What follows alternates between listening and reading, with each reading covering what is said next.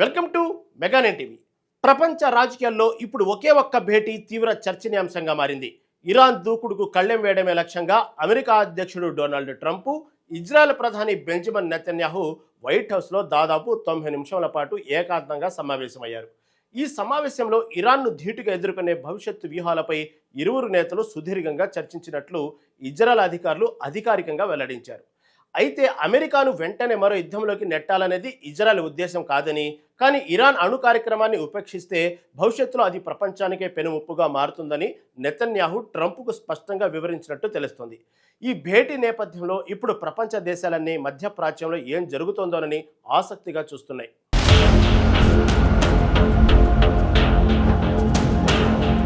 Iran అణు కార్యక్రమాన్ని అడ్డుకోవడానికి ప్రస్తుతం అమెరికా, ఇజ్రాయెల్ ముందు ప్రధానంగా 3 అవకాశాలు మాత్రమే ఉన్నాయి. వాటిపైనే ఈ భేటీలో లోతైన చర్చ జరిగింది.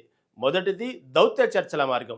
ఇరాన్తో ఒప్పందం కుదుర్చుకునే ప్రయత్నాలు కొనసాగుతున్నప్పటికీ ఇరు దేశాల మధ్య తీవ్ర విభేదాలు ఇంకా ఉన్నాయి. ముఖ్యంగా ఇరాన్ అణు కార్యక్రమంపై అమెరికా ప్రతినిధులు స్టీవ్ విట్కాఫ్, జారెడ్ కుస్టర్లు చర్చల్లో పాల్గొంటున్నారు. అయితే నెతన్యాహు మాత్రం ఈ చర్చల పట్ల అనుమానాలు వ్యక్తం చేసినట్లు తెలుస్తుంది.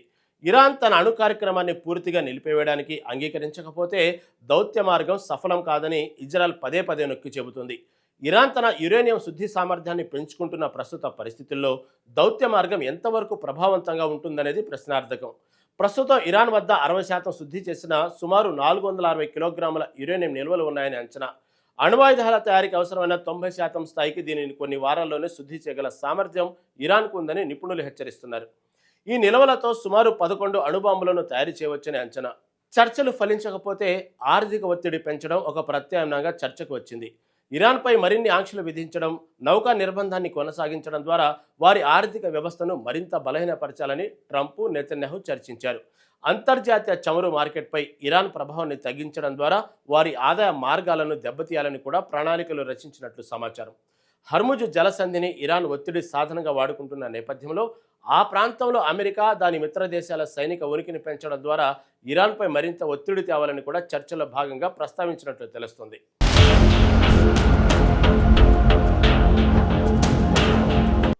ఇక మూడవది అత్యంత ప్రమాదకరమైనది. సైనిక చర్య. ఒకవేళ చర్చలు, ఆర్థిక ఆంక్షలు రెండు ఫలించని పరిస్థితుల్లో చివరి అస్త్రంగా నేరుగా సైనిక దాడులకు దిగడం. ఈ 3 అంశాలపై ఇద్దరు నేతలు ఒక స్పష్టమైన రోడ్డు మ్యాప్ను సిద్ధం చేసుకున్నట్లు సమాచారం. ఒకవేళ సైనిక చర్యకు దిగితే వచ్చే పరిణామాలపై డొనాల్డ్ ట్రంప్ కొంత ఆందోళన వ్యక్తం చేసినట్లు తెలుస్తుంది. ఇరాన్తో ఘర్షణ మొదలైతే అది కేవలం మిడిల్ ఈస్ట్కే పరిమితం కాదని, దాని ప్రభావం ప్రపంచ ఆర్థిక వ్యవస్థపై పడుతుందని ఆయన భావిస్తున్నారు.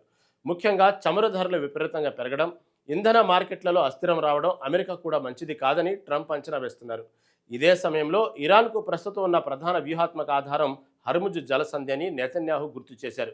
గ్లోబల్ ఆయిల్ ట్రేడ్కు గుండెకాయ లాంటి ఆ జలసంధిని బ్లాక్ చేసి ప్రపంచ దేశాలపై ఒత్తిడి సాధనంగా ఉపయోగించుకునే ప్రయత్నం ఇరాన్ చేస్తుందని, దాన్ని ముందుగానే కట్టడి చేయాల్సిన అవసరం ఉందని నెతన్యాహు నొక్కి చెప్పినట్లు సమాచారం. ఈ 90 నిమిషాల భేటీలో కేవలం ఇరాన్ మాత్రమే కాదు, మధ్యప్రాచ్యంలోని అనేక పరిణామాలపైన సుదీర్ఘ చర్చ జరిగింది. ముఖ్యంగా సిరియాలో ఇజ్రాయెల్, టర్కీ సైనిక ఉనికి ఏ స్థాయిలో ఉండాలి, అలాగే దక్షిణ సిరియాలో భద్రతా పరిస్థితులపై ఇరువురు నేతల అభిప్రాయాలు పంచుకున్నారు. వీటితో పాటు అత్యంత కీలకమైన అమెరికా, సౌదీ అణు ఒప్పందం గురించి, భవిష్యత్తులో సౌదీ అరేబియా, ఇజ్రాయెల్ దేశాల మధ్య సంబంధాలను సాధారణీకరించుకునే అంశాలు కూడా ప్రస్తావనకు వచ్చాయి. అరబ్ దేశాలలో ఇజ్రాయెల్కు సత్సంబంధాలు ఏర్పడితే ఆటోమేటిక్గా ఇరాన్ ఆ ప్రాంతంలో ఒంటరి అవుతుందన్నది ఈ వ్యూహం యొక్క అసలు ప్లాను.